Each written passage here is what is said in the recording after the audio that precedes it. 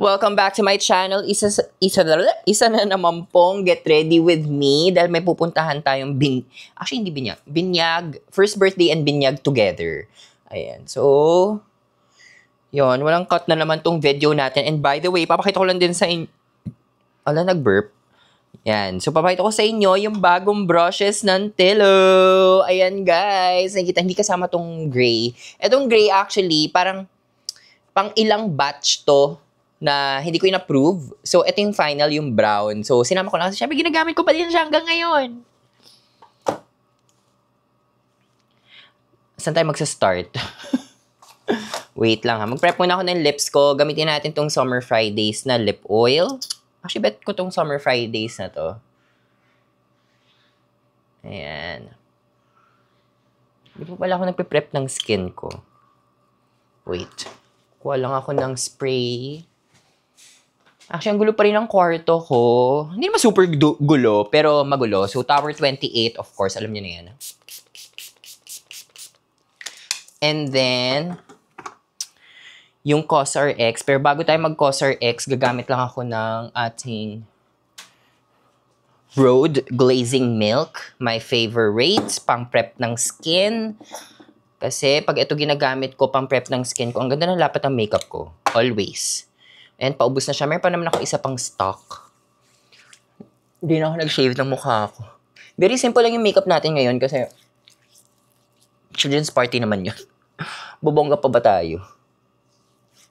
Ayan. This is neck. And then, gagamitin ko tong COSRX natin kasi in fairness talaga dito sa COSRX na to, pawala na talaga lahat ng mga dark spots ko sa mukha ko. Ayan. So, consistent ko siyang ginagamit every morning and evening.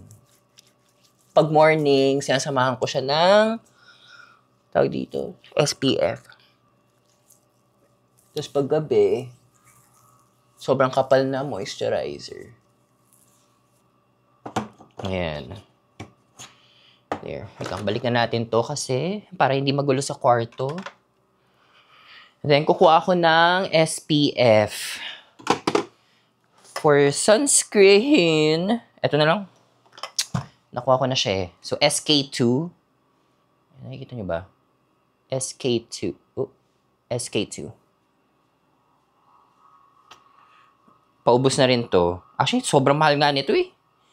Pero maganda siya kasi ganda ng lapat ng makeup ko pag ito din ginagamit ko. It's hydrating. Tsaka hindi siya malagkit. Hindi siya makapal. Walang white cast. Walang lagkit. Ay, nako. Hindi naman ako makapag-gym today. Anyway, yan. So, nakapag-prep na tayo ng skin ko. Ganun lang ako mag-prep, guys. Ganun lang ka-quick. Quick lang. And in lang tayo ng water.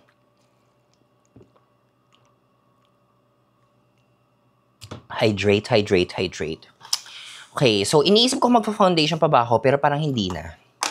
Tinatamad ako mag-foundation. Should I? Wag na. Eksena naman for the foundation. And guys, yes. So I'm entering my primer era, pero so far, etong primer pa lang talaga yung pinaka-bet na bet ko. Sa lahat ng primer na mga na-try ko. Meron naman iba na okay, pero ito talaga yung nakikita ko yung difference ng makeup ko pag ito gamit ko. Yung Tatcha na The Liquid Silk Canvas. So, I love using this. Tapos gamitin natin of course ang ating spatula brush ng Tillo. So, actually itong spatula brush na to, mas ginagamit ko siya pang skincare, o pang prep ng makeup ko, kaya itong primer. Mostly, itong primer talaga. Yan yung pinag-blend ko sa mukha ko. Lang, for the art lang. Minsan, skin tint. So yun guys, kung gusto nyo makita yung mga iba pang details ng brushes namin, check nyo yung mga pinopost ko. Ayan. And lately, parang nagbe-breakout ako, pero very light lang. Hindi ko alam kung bakit. tumigil naman ako kumain ng chocolate. Pero hindi siya malala, katulad nung last. More on, 2 lang dito sa kilay ko. Pero, medyo painful. Pag masakit, parang kinakabahan ako eh. Next, concealer. Kylie. Parang ito rin ginamit ko last time. Palitan na natin. Kasi nasa makeup kit ko lang kasi siya. So, as a tamad, kung ano yun nandyan, yun na yung ginagamit ko. Pero ibahin natin for today's video. Parang bet ko Actually, magde-declutter ako anytime soon ng makeup. Parang kailangan na. Uy! Ayun. Givenchy gamitin natin. Tsaka, kaya pa isa pa. Nasaan na yung NARS ko? May NARS akong nilabas dito ng isang araw eh. Walay. Saan na yun? Ito na nga lang. Etong Huda Beauty. Okay, so let's use a product na matagal ko nang hindi ginagamit. Ito yung, ay! Grabe. Ba't ang dark niya na sa akin? Pumuti ba ako? Ikaw ba naman hindi maglalabas-labas ng bahay, di ba?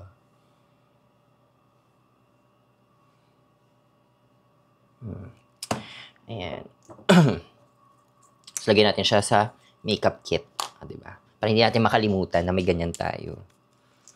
Okay, next, Givenchy na concealer. Ito yung gagamitin ko sa under eyes ko. Mas lighter to ng a little bit.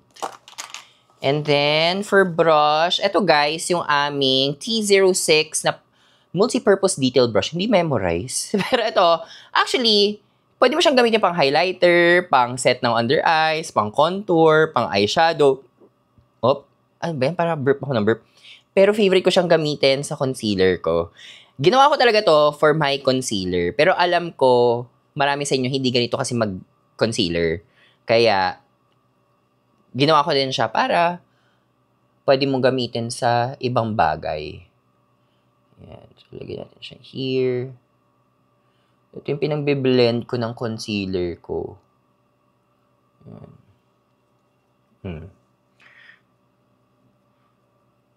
Okay. Very light lang. Yung medyo mabawasan lang yung kadiliman sa under eyes ko. Sa puyat, natulog ako maaga kagabi, 8 p.m. Kasi antok talaga ako. Plano ko pa mag-film. Sabi ko, matulog nga ako. Nagising na ako mga 12:30. Tapos hindi na ako makatulog. Nag-ano na ako. Nakatulog na ako mga 5 something na. Nanood ako ng Netflix. Tapos, yun lang. Wala na. Tinry ko na lang makatulog ulit ng bonggang-bongga. Kumain pa ako. Like mga 3:30 a.m. Nag-McDo pa ako. Yun lang yung ayoko pag natutulog ako maaga. Nagigising ako sobrang aga. Like, yun nga, 12 ako magigising. Tapos mahirapan ako makatulog. Tapos pag nakatulog na ako, anong oras na ako magigising ulit? Yung ganon. Parang hindi ko alam kung anong tamang oras yung tulog ko dapat. Kasi may mga friends ako sabi, tayo mo kaya matulog maaga, ganyan. Kasi nga, lately, nagtitwitch yung eyes ko. Gumagana. Like, gumagana dito sa babang part. Kinabahan ako nung nag-usap kami ni Belle. Sabi niya, pa-check ko daw kasi syempre delikado daw yung ganon. Baka pagod na yung katawan ko, ganyan. Kayod pa more. Ay, nako. Ito lang guys, yung mahirap pag freelance kay. Parang, syempre, ako guys, galing ako syempre, alam niyo naman yung kwento ko, galing ako sa corporate, galing ako sa, alam mo yun, sanay talaga ako na meron akong sinisweldo every month. Tapos nag-freelance ako, lagi akong may fear na baka wala akong kitain sa buwan na to, yung mga ganon. So, yun lagi ko naiisip, kaya parang hindi ako tumitigil mag-work. Parang, feeling ko, one day na hindi ako mag-work, parang nagigilty ako. Parang, shocks, may kikitain ba ako? Yung ganon. Pero, obviously, may kikitain naman ako for that month. But, parang yung katawan ko lang is saying na, no, mag-work ka. Ganyan. Alam mo, nakalimutan ko kung gaano kaganda tong Huda Beauty na concealer. In fairness, coverage is coveraging. Ayan. So, ito din ginagamit kong brush pang blend. Ayun o, pati pang spot conceal. Hala, oo nga, nung ganda naman ng concealer na to. Tagal ko na siyang hindi ginagamit. Okay. So, ikaw ang next kong uubusin. Huda Beauty. Fairness, tagal ko din siyang hindi ginamit kasi dati nung ginagamit ko siya, hindi ko ma-appreciate kasi sobrang grabe yung coverage. Alam niyo naman ako, gusto ko yung very light lang. Eh, since ngayon na marami akong gustong i-cover up, mas na-appreciate ko siya ngayon. Diba? Parang yun yung na-realize ko talaga sa, ba yan? Sa mga beauty content creators. Kapag napapanood ko yung ang ganda ng skin, ganyan. Siyempre parang ako, hindi ko sure kung like, how will it look like kapag magko-cover up ako ng dark spots, ganyan. Sa videos ko, guys, sinabi sa amin ganda ng skin ko, ganyan. But in reality, marami akong mga dark spots. Maliliit lang kasi na ako lang talaga, makikita ko lang siya kapag nanalamin ako, ganyan. Sa videos, ang hirap niya talaga makita. Kaya minsan kaya nag-up close akong ganyan para lang makita niyo yung skin ko. Alam niyo dito, itong part ng face ko, ito, clear. Itong part ng face ko, yung maraming mga dark spots. So yan na-cover up niya in fairness dito sa Huda Beauty. Kaya para ang daming may bet nito. Yan. Now I know. Kahit ang tagal na niya sa akin. Ayan. Dahil na-cover up niya to, ito. Okay. Kasi pa, yung aking Dior, na favorite ko talaga, wala na siya, naghihingalo na yun, mauubos na yun. So, ayoko bumili ng bagong concealer. So, sa mga concealers ko ngayon, inuubos ko talaga. Actually, guys, isa yan sa mga bagay na gusto kong gawin ngayong year. Yes, bumibili ako ng new makeup, pero tinatry kong bawas-bawasan na talaga. Kasi pinipigilan ko self ko. So, parang lahat ng mga meron ako, especially yung mga binili ko talaga ng sarili kong pera, tinatry ko talaga na ubusin siya. So, yung mga pini-PR sa akin, nandito pa rin. Ano mo yun, nakikita nyo ang dami kasi puro PR yan eh. Pero yung mga binibili ko, yun yung gusto ko talaga maubos ng bonggang-bongga. Pinanghihinayang ako, pera ko ginamit ko dyan. Yan. Next naman natin, mag-set ako ng powder. Laura Mercier. Ito na yung hawak ko today. Okay, and then, asan na yung puff ko? Ano ba yan? Yung lalamunan ko. Gamitin muna natin tong puff natin. Parang dumi. Nag-shoot kasi ako nung isang kahapon ba? Nung isang araw pala. Gamit ko tong puff. Medyo nadumihan siya. Huwag na nga. Ang dumi. Linisin ko na lang mamaya. Pag-uwi. So, gamitin natin tong onigiri puff ko. So, guys, ang dami din nagtatanong, bakit ang laki ng puff na ginawa mo? Kasi, pag gagamitin ko siya, like for example, nagsiset ako ng buong face ko ngayon eh. O, di ba? Gusto mo yan? Ang dami mga nagbago talaga sa makeup routine ko. So, ayan. So, ginagamit ko siyang, minsan lagyan natin dito yung daliri. Ayan. Ginagamit ko talaga siya pang set ng buong mukha ko. Mas mabilis kasi. So, paano mo ba kinakalat sa buong puff? So, naglalagay ako dito sa likod ng kamay ko. Ganyan. Tapos, ako siya ikakalat sa buong puff. Like this. Gets? Diba? So, makakukot na yan yung half. And then, tsaka ko siya ipapat sa face ko. Hindi naman kasi ako nagbe-bake. Ginagawa ko lang, siniset ko lang tong makeup. Ayan. So, lagyan natin here. So, ganyan ako gumamit. Kaya gusto ko na malaking puff para nalalagyan yung buong face ko. Tsaka ang gusto ko rin, like for example, itong side na to nalagay ko, meron pa ako here sa side na to, tapos meron pa ako dito sa kabila. Di ba? Parang, hindi ko siya hugasan kaagad kasi marami pa akong sides dito na pwede kong gamitin. Yun naman yung gusto ko. Actually, kahit naman sa maliliit na puff, ganun ginagawa ko. Pero yun nga, ang liit niya, parang dalawang sides lang yung nagagamit ko, tapos wala na. Like ito, maraming sides. But technically, parang 3 puff na siya in one. Kasi aminin nyo, nakakatamad kaya maghugas, maglaban ng makeup brushes, ng mga puff. So, honestly guys, tamad talaga ako maglinis ng brushes ko. Kwarto ko nga, hindi ko malinis-linisan lagi. Pero may dadating naman today para maglinis. So, okay lang yan.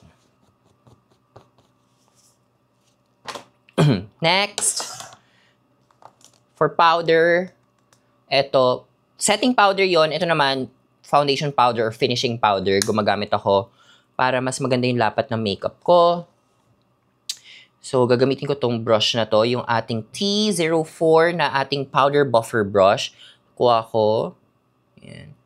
Pati excess. And then, ito yung ibabuff in ko sa face. Para talaga mas smoother tignan yung makeup ko. Ayan. Kaya hindi na ako nagpa-foundation. Ito pa lang, itong step ko pa lang na to. Grabe na yung makeup ko. Kaya kahit concealer lang ginagamit ko. In fairness talaga sa Huda Beauty na concealer, ang lupet. Ang ganda. Okay. Buti na lang yan ang kinuha ko today. Thank you. At nag-video ako ngayon. Kasi feeling ko hindi ko hahablutin yan ngayon. But now, I like it. Yan. Okay, next. Bronzer pa ba tayo? Sige, mag-bronzer tayo. Same brush. 'Di ba? Yung mga brushes namin, pwede mo siyang gamitin sa kahit anong mga step ng makeup mo. 'Di ba? So, bronzer. Light makeup lang pala, ha?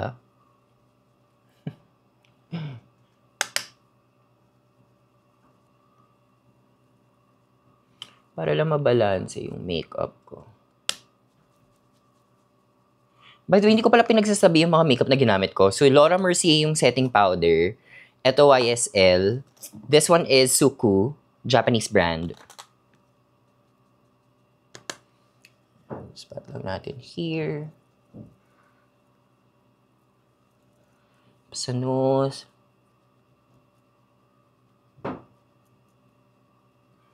Lagyan ko rin sa lids. Yeah.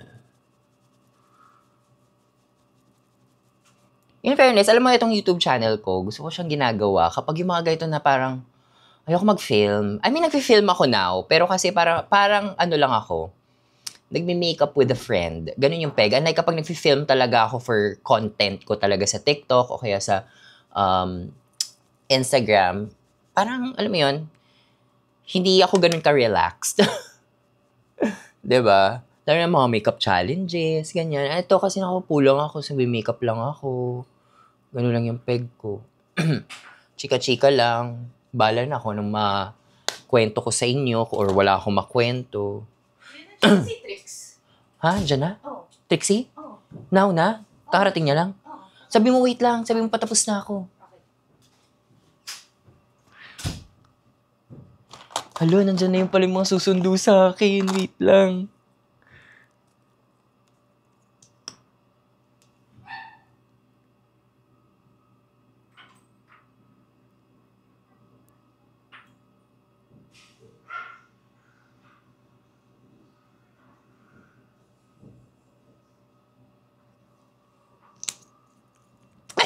Nagpanik, hindi na ako nagsalita. Wait lang. Shit! Oh my God. Film ka pa, ha?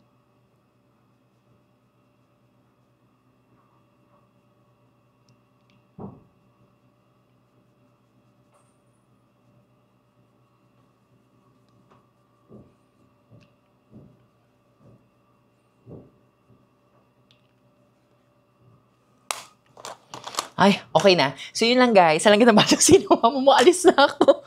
Buti na lang talaga. Mag-setting spray na lang ako. For the panic, ang gay. Ano ba yan? Wait lang. Okay. Bye. Halang kita batang sinuha mo. Thank you. Bye.